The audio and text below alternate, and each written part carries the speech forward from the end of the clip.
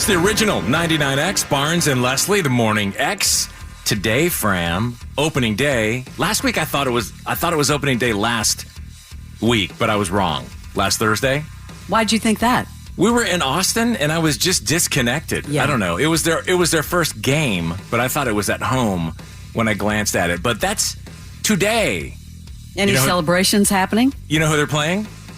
Have no idea. Padres. San Diego. I know it's San Diego, Barnes. Let's take it back to 1995. We all remember this moment. Do you remember where you were? 51,000 plus on their feet. Nobody's left to beat the traffic tonight, I guarantee you. Mark gets the sign. The wind and the pitch. Here it is. Swung. Fly ball deep left center. Grissom on the run. Yes! Yes! Yes! The Atlanta Braves have given you a championship. Listen to this crowd.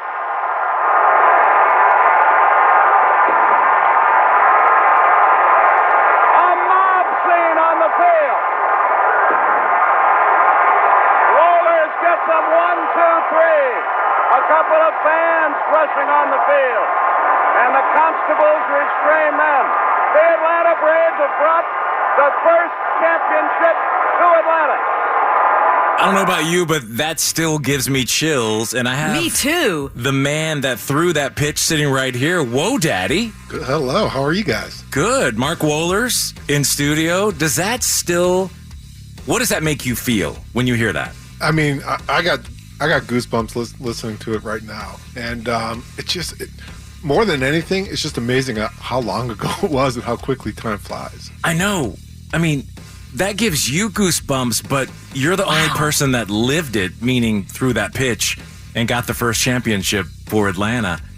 What does your mind race to? Like looking back on it? Yeah, like that. Do you go back to that moment? Do you remember what was happening? I remember you jumping up on the mound. Yeah, I mean, after I threw the last pitch and the ball went in the air, I mean, I kind of blacked out after that. I didn't realize what I did until I saw it on the videos later on. But, it's just, now I see guys that I played with that experienced that. And, it's just a bond that we'll always have together forever. That totally gave me chills. I do have a question for you, though. I mean, this might be a stupid question, but do you still play, even recreationally? No, occasionally I'm like an alternate for one of my buddies' softball teams. Are you really? Yeah. There are a bunch of young guys that play, and occasionally someone can't make it, and he'll call me up and ask me to fill in. But I don't. I really don't. I don't play it anymore. I used to play softball a lot. I occasionally fill in. Haven't done so in several months now, but that's it. It's amazing to just kind of let it go, Yeah, I mean, I did it from, probably when I was in like first or second grade until I was like 33 years old. That's a long time, and doing something for that long, once you're done, it's like, next, what's next? I know you're in a different era of your life. Mark Wohlers is here, Atlanta Brave, if you were just born yesterday and didn't know, who, got the save in the World Series in 95. Mm-hmm. When you go back to that time and you're making millions of dollars, the world is your oyster, do you think at that time, this is just for this window of time, maybe for 3, 5, 6, 7? Do you even think about that when you're in the moment, or do you think, this is how it's going to be? You think this is how it's going to be. You don't think like, my career could end tomorrow with an elbow injury, which it did in 2003, but you just think that, okay, I'm a Major League Baseball player, and I don't know if some of it was taking it for granted or not, but you just think that this is just how it's going to be until you decide to walk away, and obviously that's not the case. But and I don't want to think I ever took it for granted, but I never thought that, okay, this could end tomorrow. Well, when you had all that bad stuff happen to you, when you had your, I don't know if people say a mental lapse, whatever it was, when you couldn't throw the ball correctly. I could throw it. It just didn't know where the hell it was going. It didn't know where to go. Right. When you go through that, though, do you then you realize, hey, that thing about the elbow you said, you don't know when something's going to happen. You see a lot of guys that are reckless with their money. They're like now, or, that get kicked out of a team, get off the team. They do some sort of assault to someone. It's just like they take it for granted. Yeah, they really do. And it's even more probably amplified or magnified today with social media, and everybody has a camera on their phone and everybody sees everything. So, I mean, I can't imagine playing in the social media area back in the day, because I just would have gotten buried on social media, and I wouldn't have gotten any sleep because I probably would have replied and argued with all of them. I do have a question for you about what was like the most surreal thing that ever happened to you during that time, because didn't one time you appeared on SNL with some of your other teammates? Yeah, we did. In '97, we were up in New York doing a charity event, and Saturday Night Live got wind of it that we were going to be in town for the charity. And, you know, we had a running joke, like one of my agents pretty much knew everybody and could do anything. So I think a couple of the guys said, let's see if Sam can get us tickets to Saturday Night Live. Then a couple of days later, they called us and said, you know, not only did Sam get us tickets, but they got wind they want to write a skit for you guys to do. And the way it worked out, I was kind of fortunate. I had quite a bit of speaking parts in that skit, and I still see it every once in a while. Will you go to the game today? Like, do you have any interest at all going to Braves games? And I know you're going to give a PC answer, of course. But I'll tell you what. A couple years ago, I cut the cord, so I don't get to watch baseball as much as I could. However, I probably, even when I was able to watch it, I didn't watch it that much. You know, I'm not going to the game today. I will be there for Alumni Sunday. The Braves are having me down there to interact with the fans and do what we do for Alumni Sunday. But I'm not going down there tonight. But you know, that was just a part of my life that it was great at the time. I enjoyed every minute of it. But you know, it's got to be surreal, because that's a sport where you know, when you first started, you weren't making a ton of money. And then you win the World Series, and man, like that, it all changes, and people are throwing money at you wherever you go. It's like, doesn't matter. No, you don't have to pay for anything. That's just got to be a trip. It is a trip. You know, it was funny because the more money you make, the more stuff people want to give you for free. Just like Fram. I mean, they give everything to Fram. Stop it. No, it's true. They used to give us gift cards to go to certain restaurants. Remember Hard Rock Cafe was in downtown Atlanta? Yeah. They gave us gift cards that, you know, we can go there and eat for free at least once a week, but I think they just wanted people in there to hopefully attract other people. Well, Mark is now a real estate agent. I don't know if you know. Sounds familiar?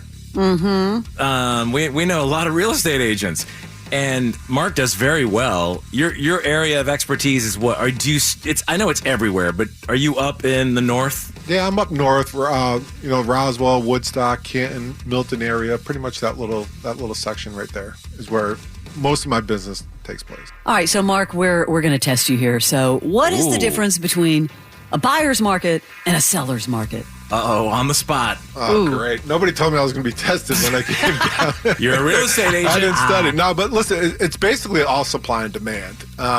You know, when there's like 6 months of inventory, we call that like a balanced market. It doesn't really favor the buyers, doesn't favor the sellers. It's pretty much balanced. But when you get above 6 months of supply, now it becomes a buyer's market, because obviously there's more supply than demand. And when you get below 6 months of supply, it's a seller's market, because there's a lot more buyers and a lot less inventory. And when you get to how we figure out that months of supply is that if no more houses come to market, however long it takes to sell all the existing homes, that's our month of supply. So right now we're probably like around 2.5 months of supply, which still favors the sellers, even though interest rates have pretty much doubled in 2 years. Wow, he actually does. He doesn't just have the business card. He knows. I'm impressed.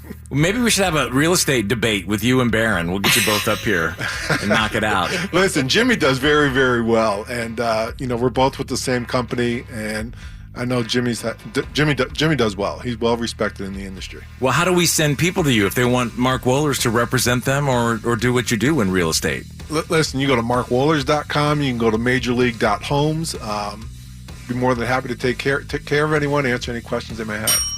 Damn straight. Love it.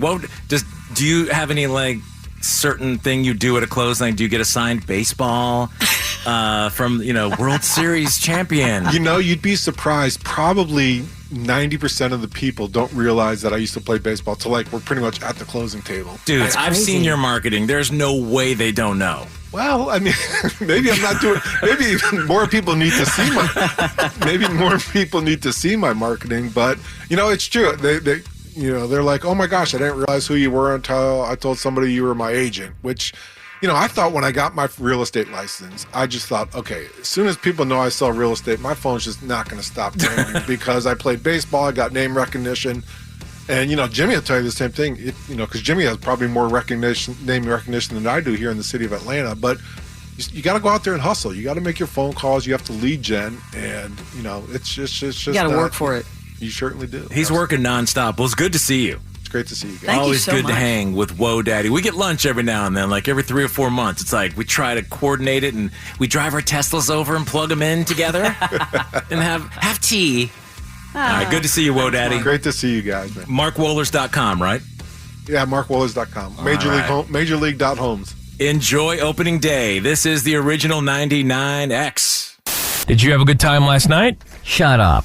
Had Jimmy set up throughout the first pitch. Will you because tell he me was- what happened last He was night? so critical of me I throwing know he out did. the first pitch. I give it this to you. was- I hit the dirt, but Jimmy. You got busted, We're yeah. standing there. I have never in my, Speedo at Big Day Out.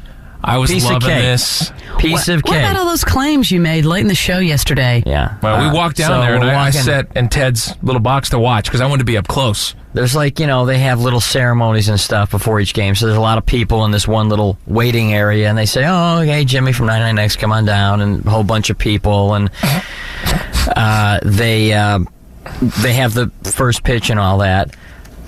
You And said I it was going to down be there. easy. Yeah, it was. Throwing out the first pitch would have been easy. Yeah. However, imagine my surprise when they announced, and now will you all please welcome Jimmy Barron from WNNX Radio to sing the national anthem.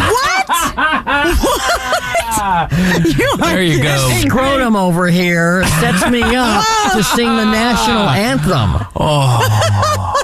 Because I thought to myself the night before, what would be the shock? This 'Cause guy... I thought he would have done that to me. In no So- way you can turn your back when you've got everybody waiting. No, you To can't bow turn their your- heads. And you can't make a joke out of it Of course either. not, No, because you then, can't. then You you're can't ma- Roseanne. No, you don't want to. You don't do that. Yeah, You so looked so scared. You had to sing the national anthem?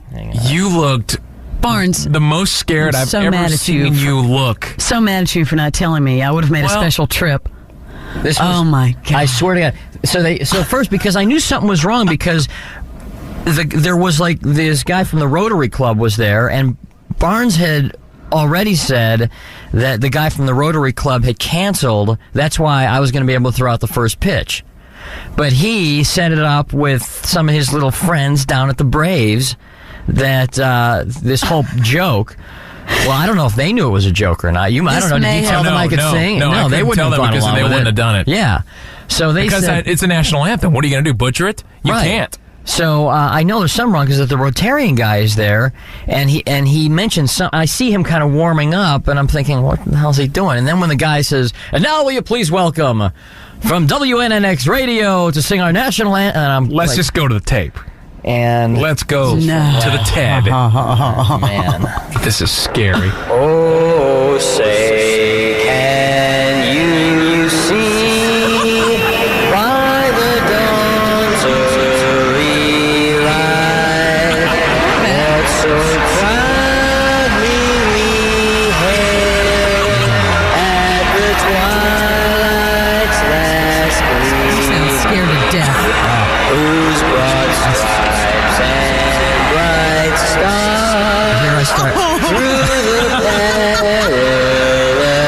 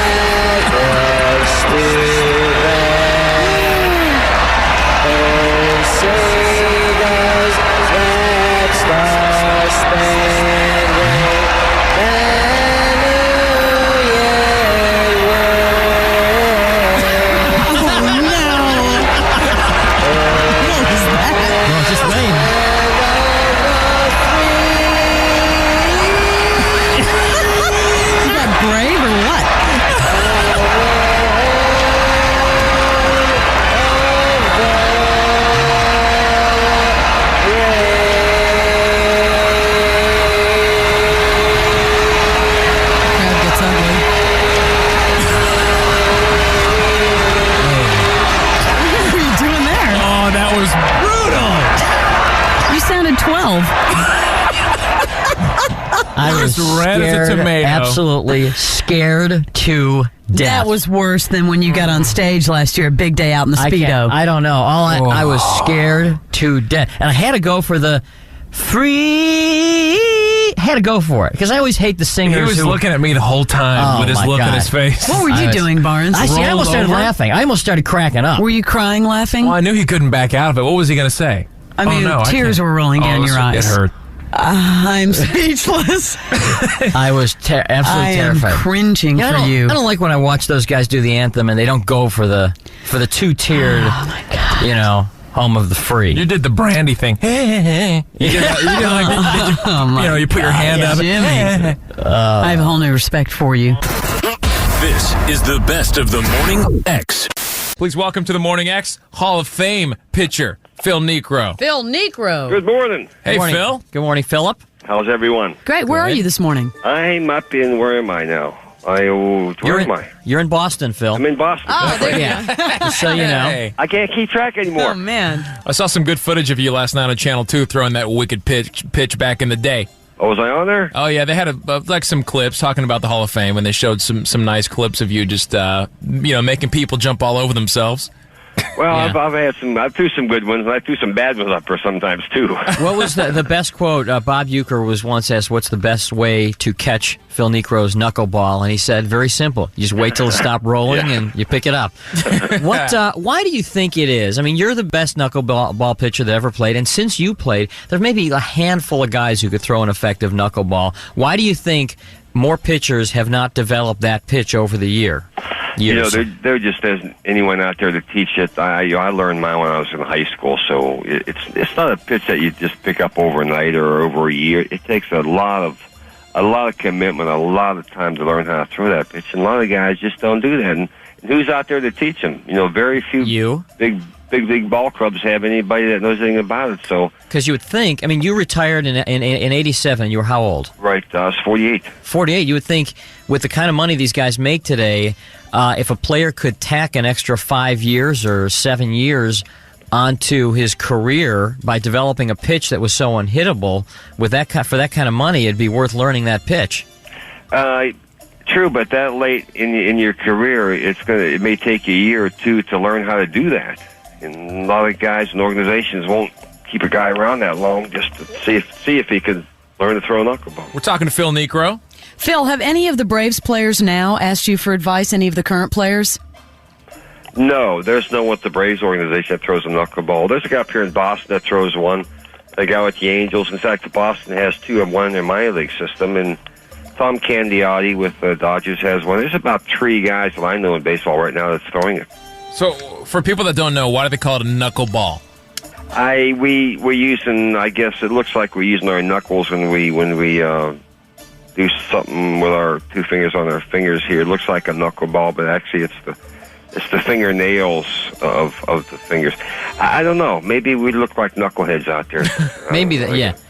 Give us an idea how much movement is on that pitch. If you can imagine a ball going on a straight line, a fastball, a knuckleball will fluctuate how many inches up or down throughout the course of its path? Oh, I've seen it fluctuate a foot sometimes, or 2 feet. A foot?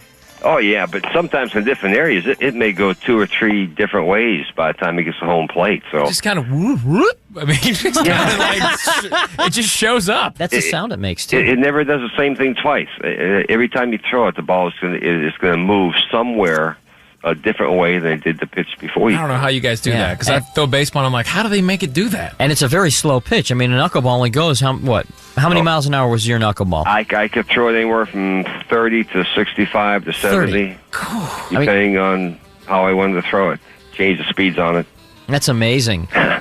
You are going to be inducted. Leslie, you have the information right there. Yes, inducted into the Hall of Fame. Right. Long overdue. What actually happens is it a big dinner and then an awards presentation? We've got banquets to go to and autograph sessions for the people in Cooperstown, golf banquets, more banquets. And More food. A lot of banquets. Yeah, Cooperstown has maybe about 2,000 people in it. It's a real little town up in upstate New York. That particular afternoon they'll have anywhere, from 30 to 60,000 up there. How many years do you have to be out of the game before you're eligible for the baseball? I was just going to ask, what's the typical wait? You have to be out 5 years, and then after 5 years, you're eligible to be on the list for 15 years if you get enough qualified votes up for those 15 years. After 15 years, they take you off the list, and then you can become a member by being appointed by what they call the Veterans Committee. So it's a gimme after that, right? The people that think that person should be in, they say, okay, put them in.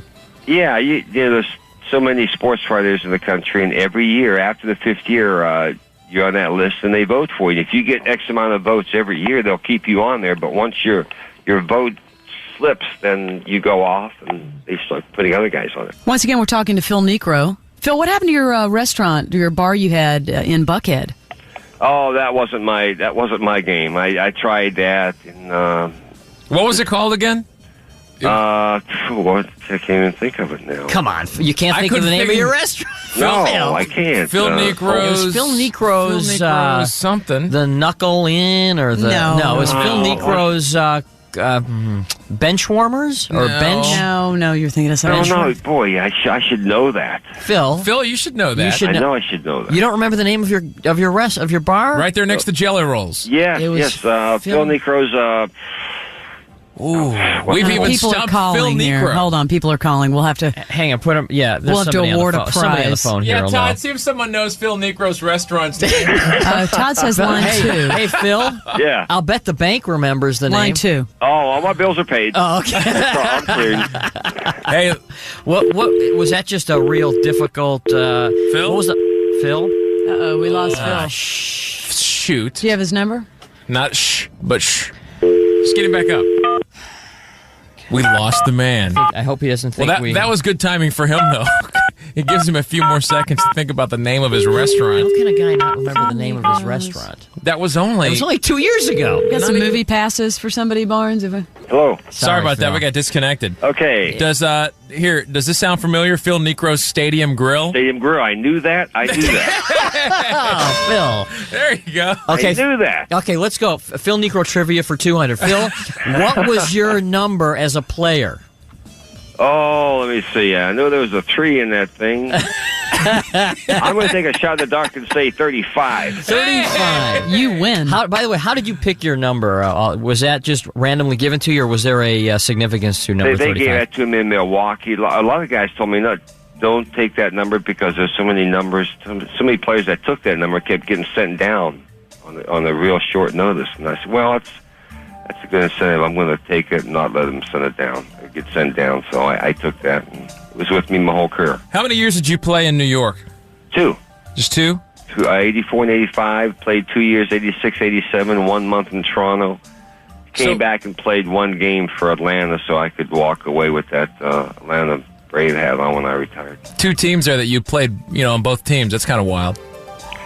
There wasn't no question about where my allegiance was. Oh yeah, there. sure, of course. And Steinbrenner, did you enjoy working with him?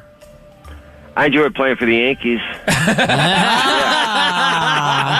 Sure did. Everyone should play for the Yankees at least one day. Everyone should play for the Braves their whole career. Did you ever have any run-ins with George Costanza when he was in the front office? No, I kind of stayed out of it. In fact, I was never in the front offices up there in New York. You ever hear any of the stories about him? Yeah, there's a few, but they say if you can't say something nice about somebody, don't say nothing at all. Yeah, because he always said a lot of good things about you. Yeah, I enjoyed the Yankee organization. I really did. Now, you are involved with the Georgia Manufactured Housing Association. Tell us about that. I am the spokesman for the Georgia Manufacturing Housing Association. I've been with it for a while now, and I'm really enjoying it.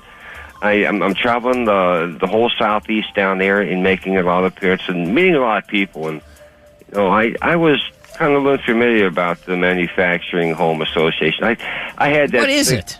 Pardon me? What is it? I always thought trailers. I always thought trailers all the time. Is that what it is? No, they are homes. Are those homes that you see on the highway that people are moving, where wide load, where some guy's got a house up on a truck? Where they're driving them somewhere? Yeah. Is that what? they're not trailers no more. They're really homes. They're outstanding. They're comfortable. They're big. You live in one, don't you? I will shortly. Probably. They're trailers without the wheels. Yeah. They are solidly built. They are prefabricated. Quality homes. Quality homes. Oh, they're for me. I'm telling you, I was never so surprised once I really got into the nuts and bolts of that and how they're made and where they're made and in the space in those things. You get in those things up there, you look like you're in a $1 million house. Well, they couldn't have a better pitch man. Phil Niekro. Phil Niekro, pitching the trailer, the manufactured homes. And I'm going to get one, and I'm going to have you autograph the whole living room panel. The side. Yeah. I can't. It would take me they're too big for that. Spray painted on I there, want Phil. my home autographed by Phil Niekro from the Georgia Manufactured Housing Association. You know, most of them are Congratulations. made right in the South and down in around the Georgia and the South. Yeah. There's 1 million people in the Georgia that owns one. What was the weirdest product you ever endorsed? I don't endorse something unless I believe in them. You don't see me endorsing too many things. What were some of the products you have been with which you have been associated over the years? I'll tell you, very, very few. Very, very few. You just haven't seen Stadium them. Grill. Jimmy, he doesn't want to name names. He doesn't want to. Okay. Come on. Really, I'm trying to think, and I can't think of too many. But, you know, I believe in, boy, if you get involved in something, believe in it, like it, enjoy it, and that's what I'm doing with the Manufacturing Housing Association. I can't wait till I meet those people again.